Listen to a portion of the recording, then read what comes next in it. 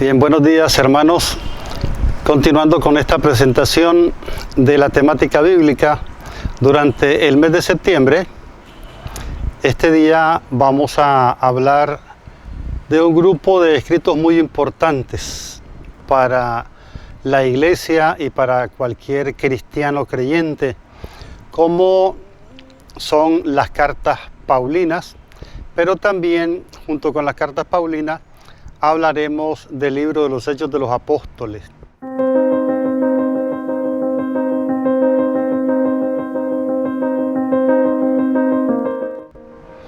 Vamos a hablar al inicio un poquito de tanto del autor del libro de los Hechos como de las cartas de Pablo. Bien, si nosotros abrimos el libro de los Hechos, nos vamos a dar cuenta que en realidad este libro es la segunda parte de una obra en 2 volúmenes. Eso nos consta por el prólogo del libro de los Hechos, en el que nosotros podemos leer la dedicatoria del libro. En mi primer libro, querido Teófilo, conté todo lo que Jesús hizo y enseñó desde el principio hasta el día en que fue llevado al cielo, después de haber dado instrucciones por medio del Espíritu Santo a los apóstoles que había elegido. Ese primer libro es el Evangelio según San Lucas. ¿Verdad? El Evangelio según San Lucas nos habla de la infancia de Jesús y culmina precisamente con la ascensión de Jesús. Ahora bien, el libro de los Hechos de los Apóstoles se abre de nuevo con una alusión y la presentación de la ascensión de Jesús, y después se cierra con la predicación del apóstol Pablo en Roma, después de haber sido llevado allí a través de las peripecias de un viaje pues bastante turbulento, ¿verdad?, por mar y por tierra, donde estaba prisionero. Entonces Lucas, que no es del grupo de los 12, sino que es un cristiano de la segunda generación. ¿Qué significa esto, que es un cristiano de la segunda generación? Es decir, alguien que no conoció a Jesús, sino que fue creyente precisamente a causa de la predicación llevada a cabo por los apóstoles o las personas ligadas a ellos. De hecho, en su libro de los Hechos de los Apóstoles, allí Pablo también aparece relacionado con Lucas, o más bien Lucas aparece relacionado con Pablo. Y en algunas de sus cartas, Pablo también hablará de su querido médico Lucas, ¿verdad? De tal manera que a nivel, vamos a decir, teológico y a nivel literario, existe una cercanía entre lo que es los escritos lucanos y lo que son las cartas paulinas. Hay un texto en el que específicamente se nota eso, y es el texto de la institución de la Eucaristía. La narración de la institución de la Eucaristía en Lucas es bastante semejante a lo que se nos narra en la institución de la Eucaristía en la carta a los Corintios, ¿verdad? Hay una cercanía textual y teológica con respecto a la institución de la Eucaristía, de tal manera que hay cercanía pues entre el pensamiento de Lucas expresado en los Hechos de los Apóstoles y el pensamiento de Pablo expresado también en sus cartas, en las cartas auténticas. Esto es importante tenerlo en cuenta porque alguna vez también me preguntaban, bueno, ¿y por qué no tratamos más bien el libro de los Hechos de los Apóstoles con Lucas, ¿verdad? Y en el grupo de los Evangelios sinópticos y Hechos de los Apóstoles. Normalmente así se agrupa, ¿verdad? Mateo, Marcos, Lucas, Hechos de los Apóstoles. Y después las cartas de Pablo por aparte. Sin embargo, también en cuanto que Pablo está presente en el libro de los Hechos de los Apóstoles, podemos hablar de la relación de este libro en el que se nos narra, vamos a decir, la historia de la iglesia primitiva desde sus comienzos hasta su extensión por toda Asia Menor e incluso llegar hasta Roma con la persona de Pablo y muchos otros discípulos, y la acción misionera presentada en las cartas de Pablo. Bien, ¿qué encontramos nosotros en el libro de los Hechos de los Apóstoles? Bueno, como les decía, en primer lugar encontramos nosotros un texto que hace referencia al libro primero de esta obra en 2 volúmenes, que es el Evangelio de Lucas. El Evangelio termina con la ascensión de Jesús, y el libro de los Hechos también nos habla de la ascensión de Jesús y después, posteriormente, de la venida del Espíritu Santo. Pero al inicio del libro de los Hechos se nos plantea también lo que va a ser el programa presentado por Lucas en este segundo libro. Jesús les dice a los apóstoles: ustedes serán mis testigos en Jerusalén, en Samaria y hasta los confines de la tierra. Y de hecho ese programa se va desarrollando a lo largo del libro de los Hechos. En los primeros capítulos encontramos a los apóstoles llevando una vida en Jerusalén, participando en el templo, predicando en Jerusalén, siendo perseguidos también por el testimonio de Jesús. Y a partir de la muerte de Esteban, en el capítulo 7, ¿verdad? A partir del capítulo 7 encontramos la expansión de los evangelizadores. Encontramos la evangelización de Samaria y después, paulatinamente, a partir de la conversión de Pablo, narrada por primera vez en el capítulo 9 del libro de los Hechos de los Apóstoles, vemos esa misión llevada a cargo por Pablo, acompañado por diversos personajes. Uno de esos personajes pues es Lucas.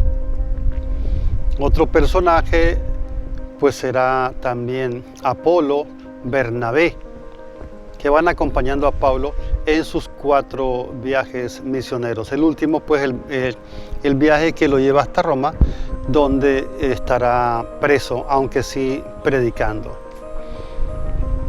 Es importante entonces, para conocer también la figura de Pablo, que echemos una mirada al libro de los Hechos de los Apóstoles. De hecho, los estudiosos paulinos ponen como una de las fuentes del estudio de la vida de Pablo el libro de los Hechos y además las cartas auténticas, ¿verdad? Pero lógicamente son valorados de forma distinta, ¿verdad? Lógicamente Lucas tiene una visión de Pablo y Pablo nos presenta también otra visión, no necesariamente opuesta, pero un poco diversa de su relación con la iglesia de Jerusalén y con los otros apóstoles. Bien, entonces, en el libro de los Hechos encontramos textos muy importantes. Uno de los primeros textos importantes, incluso por el uso litúrgico, es precisamente el libro de la narración del acontecido en Pentecostés, la venida del Espíritu Santo, ¿verdad? Allí donde se dice que nace la iglesia, es decir, porque allí es donde se cumple la promesa de Jesús de que les iba a enviar un consolador, un paráclito, alguien que los iba a acompañar. Se da la venida del Espíritu Santo con el prodigio característico del don de lenguas, es decir, los apóstoles hablan y cada uno de los que están presentes en Jerusalén para la fiesta los escuchan en su propio idioma. Había traducción simultánea para todos, ¿verdad? Como don del Espíritu. Esto no debe confundirse con el don de lenguas, del que habla después San Pablo en la primera carta a los Corintios. Es una cosa totalmente distinta, el don de lenguas, ¿verdad? Porque a veces se puede confundir. Entonces es un texto representativo. La fiesta de Pentecostés. Otro texto muy importante son una especie de resúmenes que nosotros encontramos en el libro de los Hechos, en los que Lucas nos presenta la vida de la primera comunidad cristiana. Por ejemplo, este es un texto significativo que encontramos en Hechos 2, versículos 42 en adelante. Este texto entonces es muy importante. Es un resumen de cómo Lucas quiere presentarnos era la vida el ideal de la primera comunidad cristiana. El carisma por excelencia allí que está en primer lugar, pues lógicamente es el carisma apostólico. Pero en torno al carisma apostólico está también la vida en común. Hay varios elementos que se destacan allí. En primer lugar, la comunidad de fe y la comunidad de bienes. Después, la celebración comunitaria de la fe, acudían al templo. Aquí es importante señalar una cosa.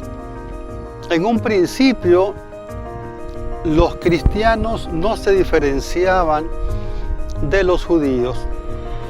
Ellos, después de la muerte y resurrección de Jesús, continuaron frecuentando y llevando a cabo las celebraciones, viviendo la fe tal como la habían recibido de sus padres, de sus antepasados judíos. Solamente con el paso del tiempo, la comunidad cristiana se va haciendo consciente de su propia identidad y se va a ir diferenciando de la comunidad judía hasta llegar a una separación o ruptura, ocasionada pues también por otra serie de situaciones de las que no vamos a hablar aquí porque no nos toca. Sin embargo, aquí Lucas nos quiere presentar entonces el ideal de la primera comunidad. Y lo que nos quiere hacer ver es que toda comunidad cristiana debería vivir precisamente esas virtudes, esos valores. La vida comunitaria, la vida o posesión de bienes en común, la celebración en torno a los apóstoles, la participación en la Eucaristía, todo eso tiene sentido en vistas a la salvación. Lucas en el libro nos va a presentar una disyuntiva, o más bien un problema que tuvo que resolver la primera comunidad cristiana de frente a la misión universal. La pregunta es esta: ¿Jesús fue enviado solamente a los judíos o también a los no judíos? La respuesta del autor del libro de los Hechos de los Apóstoles será que vamos a decir en orden cronológico, en orden de la historia de la salvación, en primer lugar a los judíos, pero la obra de salvación traída por Jesús es universal, por lo tanto también para los no judíos. Un texto fundamental en el libro de los Hechos de los Apóstoles es el capítulo 15, donde encontramos lo que se ha llamado el Concilio de Jerusalén. Allí la iglesia, vamos a decir, tuvo que tomar una decisión. Y los apóstoles dicen, el Espíritu Santo y nosotros hemos decidido esto, esto y esto y esto. ¿Verdad? Que la predicación de Jesucristo y la salvación que Él venía a traer es para judíos y para griegos. Perspectiva que después Pablo retomará y ampliará, explicará en la carta a los romanos a propósito de la universalidad y gratuidad de la salvación, algo así, y también de la influencia del pecado y de la salvación que Jesucristo vino a traernos. Vamos a hablar un poco de este gran apóstol y misionero Pablo de Tarso. Pablo de Tarso fue un hombre muy importante y lo continúa siendo para la iglesia en la actualidad. Judío de nacimiento, pero de formación helenística. Esa es una cosa muy importante, ¿verdad? Es decir, Pablo conocía muy bien la fe, las escrituras judías, pero también dominaba muy bien la cultura griega de ese tiempo. Esto le daba una ventaja con respecto a muchos de los autores o de los creyentes de ese tiempo, ¿verdad? Pero también uno descubre allí ese hilo con el que Dios va tejiendo la historia de los hombres. ¿sí? En la actualidad, algunos estudios bíblicos están dando muchísima importancia a lo que se llama la Biblia de los 70. La Biblia de los 70 fue la Biblia de los primeros cristianos, ¿verdad? Hubo un tiempo en que se privilegiaba mucho el texto hebreo, pero en la actualidad se están haciendo estudios en torno a los 70 y valorando más. Algunos incluso han llegado a decir que un texto que se puede acercar más al original de los escritos neotestamentarios e incluso del Antiguo Testamento puede ser el texto que nos transmite la versión griega de los 70. Bien, entonces Pablo hablaba el griego. Había nacido en Tarso, una ciudad helenística. Él fue a las mejores universidades, vamos a decir, de ese momento, de ese tiempo. Tuvo una formación muy importante en cuanto a cultura griega, pero también en cuanto que era de raza judía, tuvo una formación rabínica, vamos a decir, importante.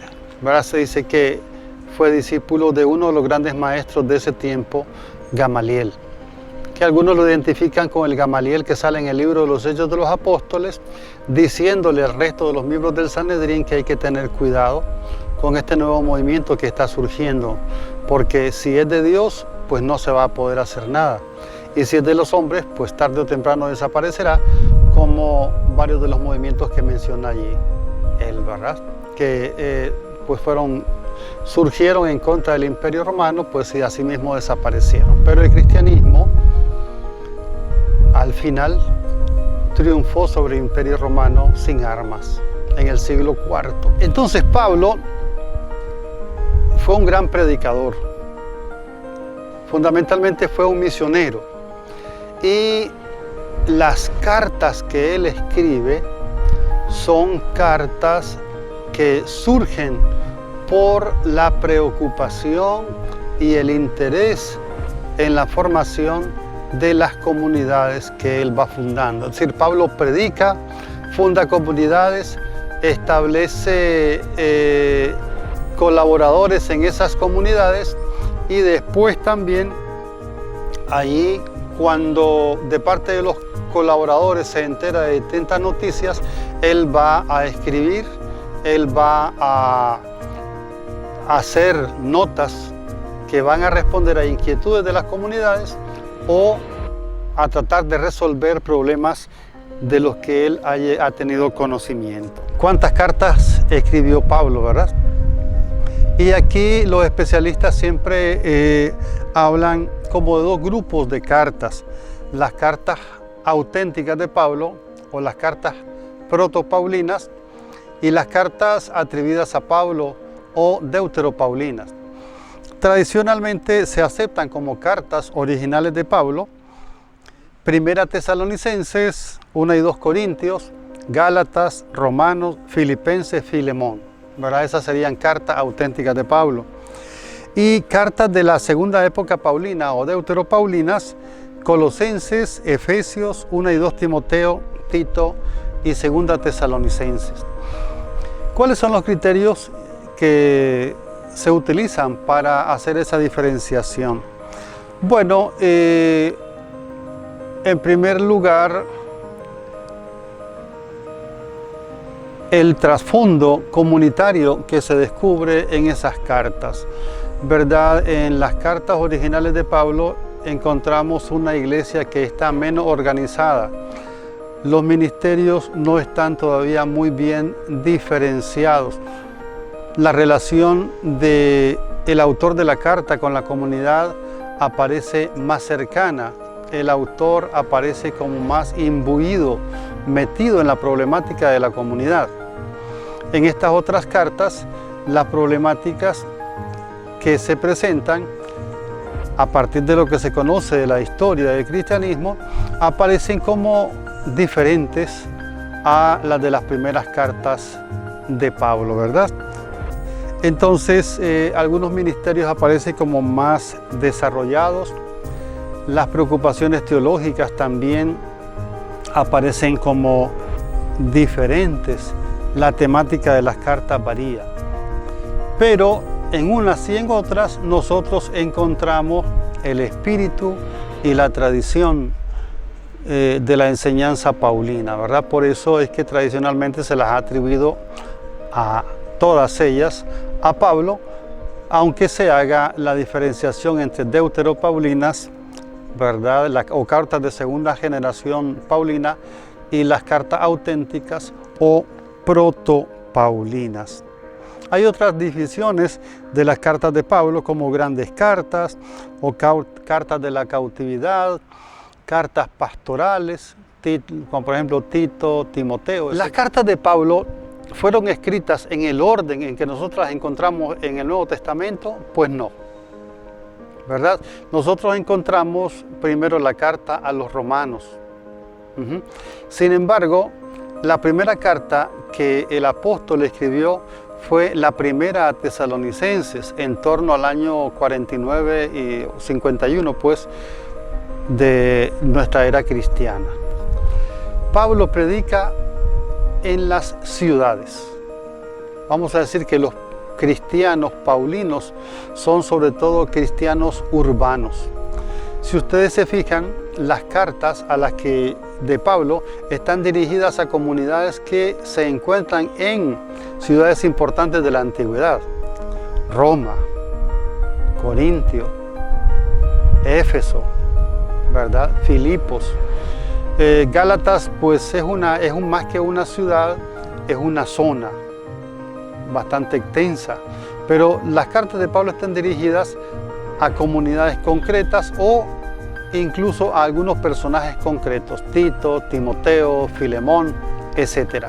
Pero lo que acomuna todo esto es que se trata de ambientes urbanos. Y el gran desafío de la evangelización en muchas de nuestras iglesias locales es precisamente la evangelización de la ciudad. Así que en este sentido Pablo puede ser un referente misionero para la nueva evangelización emprendida por la iglesia en estos ambientes urbanos, ¿verdad? Puede ser un maestro, puede ser un director también ahí, importante. Otra cosa muy importante es que Pablo también en sus cartas y en todo el Nuevo Testamento en general hace una valoración del aporte del Antiguo Testamento. Recordemos que la Biblia cristiana pues contiene los libros del Antiguo Testamento, llamado así, o de la Primera Alianza, los libros que la comunidad judía reconoce como sagrados, y además los libros propios que fueron surgiendo en la comunidad. Entonces, Pablo retoma el Antiguo Testamento y ve el cumplimiento del Antiguo Testamento como escritura sagrada en la persona de Jesús, y en base a eso pues elabora también, con el apoyo de sus conocimientos propiamente de la literatura griega de la época, apoya su reflexión y hace nuevos aportes.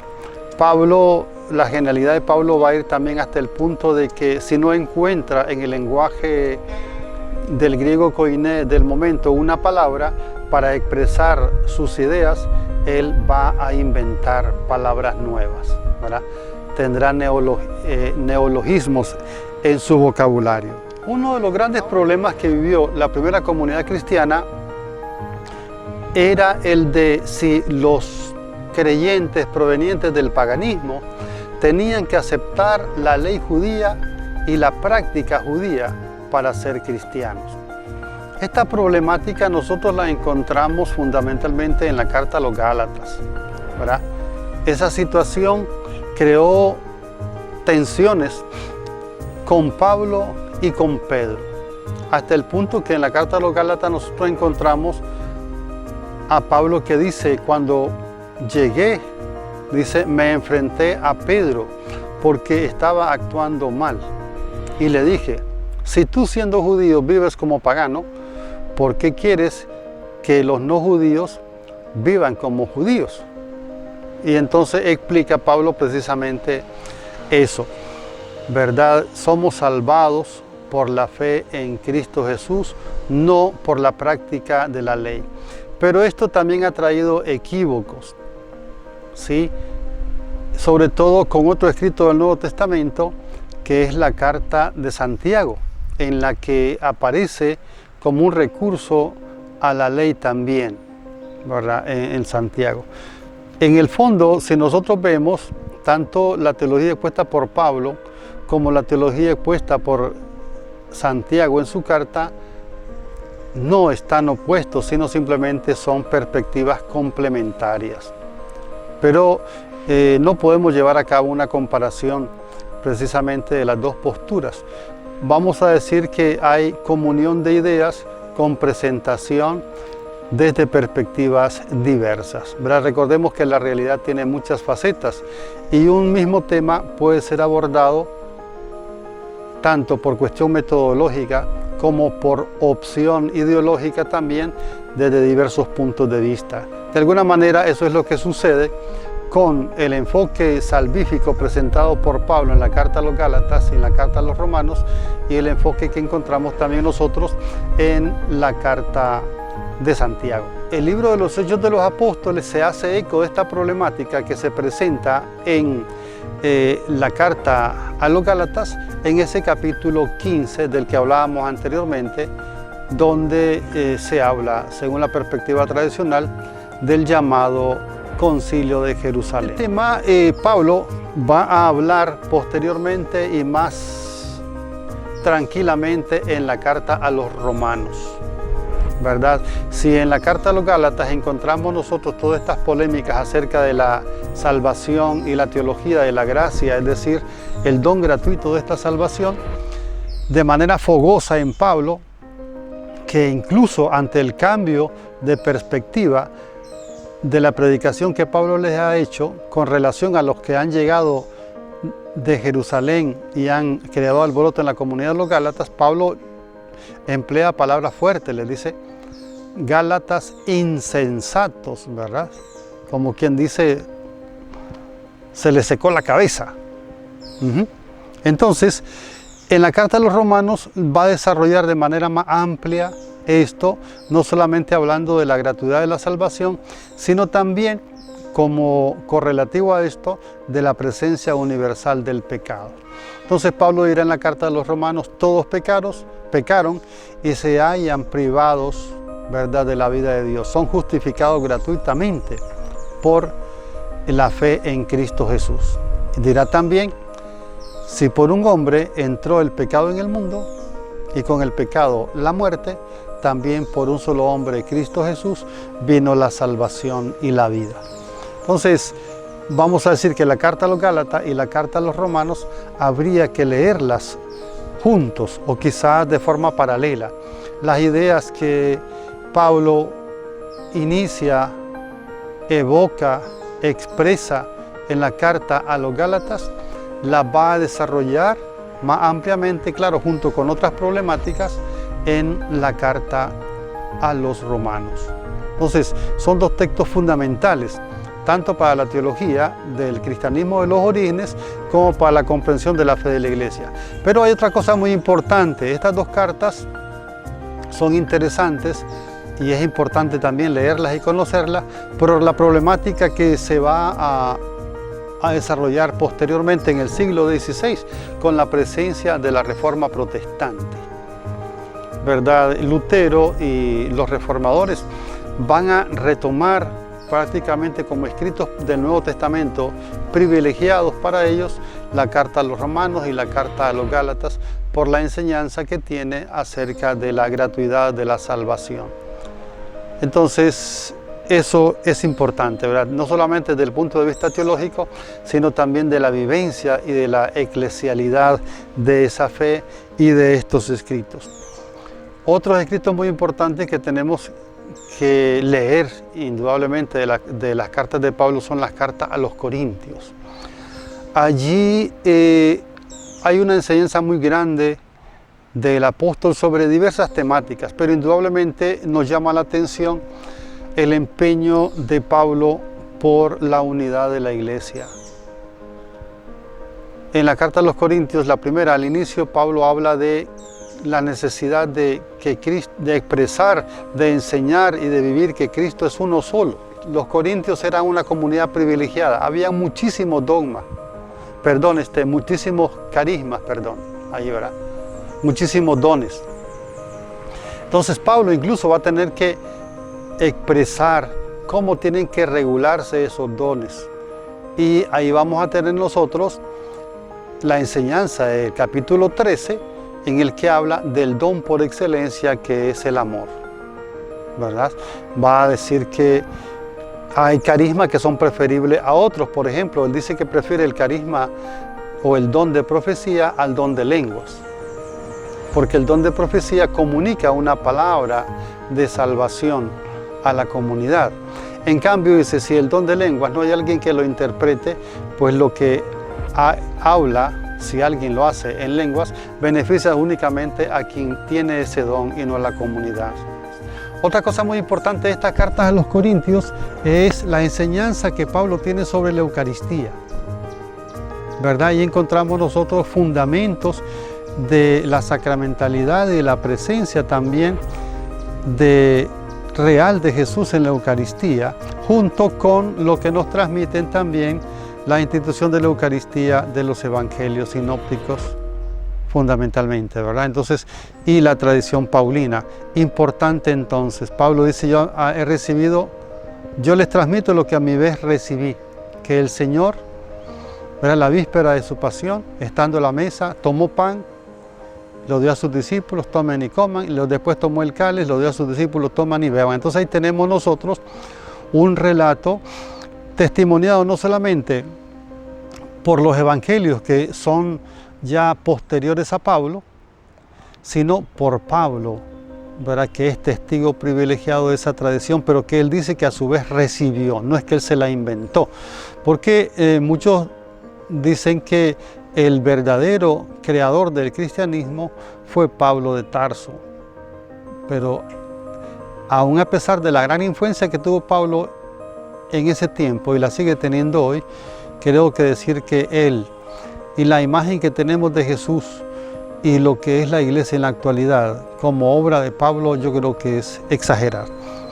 Otro elemento muy importante de la carta a los Corintios es la enseñanza que Pablo tiene sobre la resurrección. En el capítulo 15, por ejemplo, ahí encontramos una disputa de Pablo con relación a algunos creyentes que niegan la resurrección de Jesús. Pablo dirá, si Cristo no ha resucitado, su fe es vana, no han sido salvados, pero Cristo ha resucitado. Y a su manera trata de expresar cómo es la vida y cómo es también ese ser del nuevo resucitado, utilizando comparaciones. Cuando habla, dice, se siembra un cuerpo material, resucita un cuerpo espiritual. Verá, Pablo no va más allá. Quizás en sus conversaciones con sus discípulos, con las comunidades donde estaba, pues quizás abundaba en la expresión, ¿verdad? Pero en sus cartas es bastante escueto. Sin embargo, Pablo allí es testigo y llegará a decir, pues si Cristo no ha resucitado, pues nuestra esperanza es vana y somos los más desgraciados de todos los hombres, porque aún permanecemos en nuestros pecados. Lo mismo sucede con otras de las cartas, por ejemplo, respecto al desarrollo de la parucía, es decir, las postrimerías, es decir, lo que sucede después de esta vida, como son la primera carta a los tesalonicenses y la segunda carta a los tesalonicenses. Entre nuestros hermanos cristianos no católicos es muy común hablar del famoso rapto, ¿verdad? Entonces dice, cuando Cristo venga, los que aún vivamos, y ahí fue la primera cosa, es decir, Pablo esperaba que cuando Cristo volviera, él iba a estar vivo y que iba a ser arrebatado. Pero en realidad el problema no es si somos arrebatados vivos o si ya estamos muertos cuando venga Cristo. El problema es, al que Pablo quería responder, era la preocupación que tenían los cristianos en vista de que se tenía la idea de la pronta parucía, es decir, el pronto retorno de Jesucristo. ¿Qué iba a pasar con los que habían muerto ya? ¿verdad? Si iban a resucitar en ese momento, iban a ser llevados todos juntos al cielo, Pablo dirá, nosotros no adelantaremos a los que ya murieron en Cristo Jesús, sino que todos vamos a ser llevados con Él. Entonces, cuando Cristo venga, estemos vivos o estemos muertos, si hemos permanecido fieles a la fe, igual vamos a recibir la recompensa que Cristo nos ha prometido. Entonces, lo importante no es eso, pues, ¿verdad? Que si somos llevados sobre las nubes o no. Eso es una manera de expresar, de acuerdo a las ideas del tiempo, la forma en que se pensaba que podía ser. Si nosotros nos fijamos también, ese famoso rapto tiene su paralelismo en la ascensión de Jesús. Jesús es elevado al cielo y después las nubes lo ocultan y ya. Una cosa parecida a lo que se nos narra pues en la primera carta de los tesalonicenses, pero en la segunda carta de los tesalonicenses, Pablo de alguna manera corrige, o el autor corrige esa perspectiva. Dice, hermanos, me he enterado de que hay algunos que viven metiéndose en todo, pero viven sin hacer nada. A eso les digo que, siempre en esta perspectiva escatológica, dice que trabajen para ganar su pan. Es decir, el hecho de que nosotros esperemos la salvación de Jesús no nos tiene que llevar a desentendernos de la realidad terrena. Todo lo contrario. Si nosotros leemos la carta a los Colosenses, nos vamos a dar cuenta que en Cristo se recapitula todo el universo. O si nosotros leemos la carta a los Romanos, el capítulo 8, si no recuerdo mal, también Pablo dirá que la creación expectante anhela la plena manifestación de los hijos de Dios, porque la creación entera, no solamente el hombre, va a ser restaurada, va a ser renovada, va a ser recreada. Y esta idea pues atraviesa todo el Nuevo Testamento hasta llegar al libro del Apocalipsis, donde se nos habla de cielos nuevos y tierras nuevas, ¿verdad? Ya en el capítulo 21 y capítulo 22 del libro del Apocalipsis. Vemos pues entonces la importancia para la fe que tienen estas cartas de Pablo, que yo les invito a leer. Y lógicamente invitar a leer significa pues pensar, reflexionar, orar con ellas, ayudados y llevados de la mano por la iglesia, que es nuestra madre en la fe, para poder entenderlas correctamente, adecuadamente. También en las llamadas cartas pastorales encontramos nosotros algunas perspectivas acerca de cómo tiene que desarrollarse el ministerio de aquellos que son llamados a una vocación especial. Pero en este sentido es significativo también la segunda parte de la segunda carta del apóstol San Pablo a los Corintios, donde él en primera mano presenta su experiencia de cómo tiene que ser la vida del llamado al apostolado. ¿Verdad? ¿Veis? Pablo es alguien que se hace todo para todos. Algunos de los obispos de la conferencia episcopal pues han tomado ese lema, ¿verdad? Omnibus omnia factus, me dice todo para todos, o para todos me dice todo, pues traduciéndolo literalmente del latín. Entonces Pablo ahí se manifiesta como alguien que es presentado como ejemplo, que se presenta a sí mismo, tiene la audacia, vamos a decir, de presentarse a sí mismo como modelo a seguir. Dice, oh hermano, ojalá fueran imitadores míos, como yo lo soy de Cristo. Pero ahí encontramos algunas cosas interesantes también, que después crean cuestionamientos. Por ejemplo, escribiéndole a Tito y a Timoteo, Pablo dice, el obispo que sea hombre de una sola mujer, ¿verdad? Que no sea muy dado al vino, dice, ¿verdad? Entonces, ¿pero qué es lo que pasa? Que muchos de los ministerios en la iglesia no nacieron como nosotros los conocemos en la actualidad. De hecho, entre los discípulos de Jesús tenemos a Pedro, pues del que se dice que tenía una suegra, ¿no? Y si tenía suegra, pues te habría tenido mujer. Y de los otros no se dice, pero es probable que también hayan sido casados. Del único del que tradicionalmente se dice que era soltero, pues es Juan, ¿verdad? Juan. Pero de ahí de todos se supone que tenían.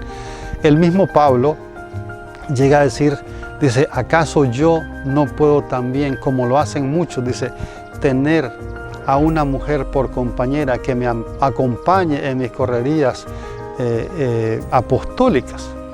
De ahí viene, no está tan claro pues si en realidad Pablo estuvo casado o no, si enviudó o no, pero cuando le preguntan, él dice que prefiere la vida celibataria a la vida casada por la libertad que le da para la predicación.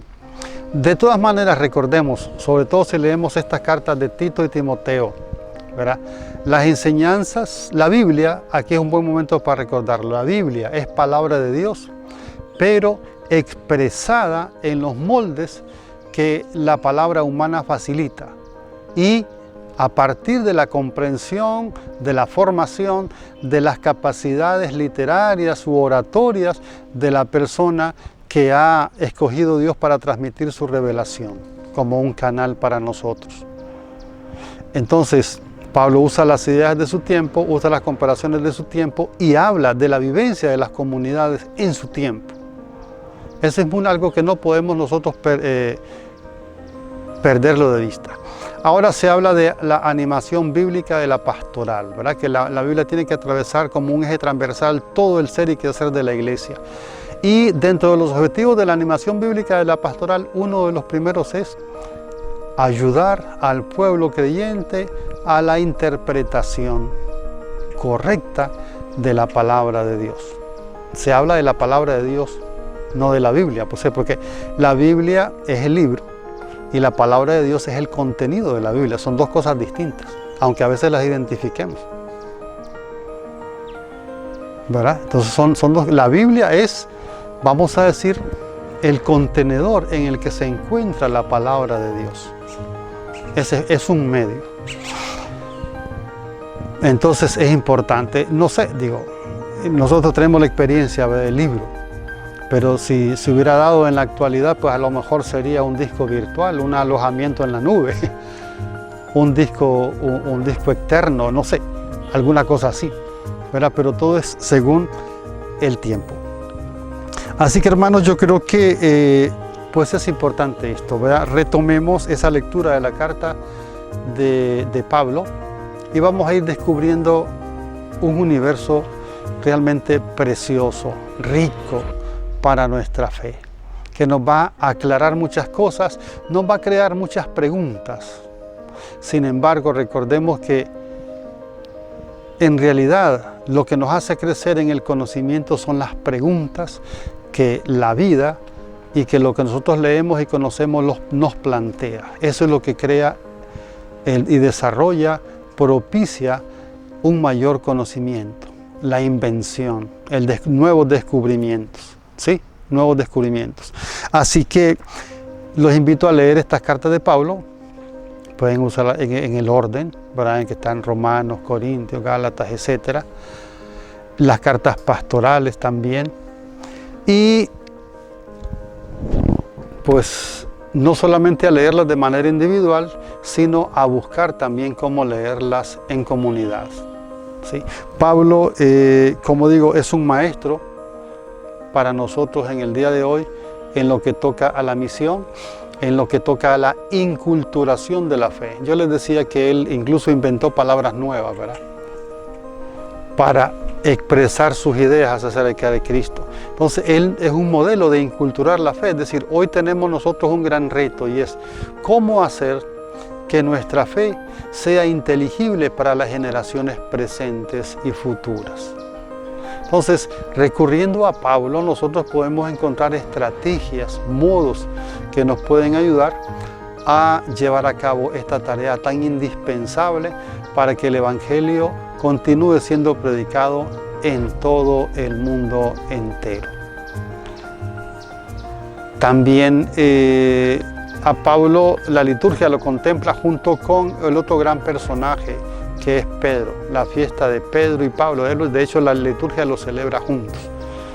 Eso es importante porque ellos, vamos a decir, como que son las dos columnas en las que la fe de la iglesia se basa y las dos columnas en las que de manera fuerte, sólida, se transmite lo que Jesucristo viene a enseñarnos con respecto a la salvación. Pedro, la iglesia lo celebra con respecto a los gentiles y Pablo, perdón, a los judíos, y Pablo con respecto a los gentiles. Así que la invitación está abierta, pues, ¿verdad?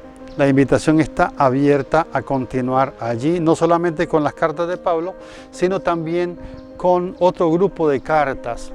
Las cartas que se llama, o bueno, tradicionalmente se llaman las cartas católicas, ¿verdad? Que son las cartas de 1 y 2 Pedro, Santiago, Judas. Las cartas de Juan durante un tiempo fueron también contadas dentro del grupo de las cartas católicas, pero en realidad tenemos ahora 1 y 2 Pedro, Santiago y Judas. Es otro grupo de cartas también que nos testimonian el cómo en esas otras comunidades, al igual que en las comunidades paulinas o en las comunidades joánicas, se vivía la fe en Jesús y cómo ellos fueron respondiendo a los retos que el medio ambiente les planteaba para la vivencia de la fe. Cómo fueron respondiendo y encontrando solidez a su fe a pesar de los problemas, las dificultades que les ocasionaba su vivencia de la fe. Y espero pues que esto los anime a leer las cartas de este gran apóstol, el apóstol Pablo.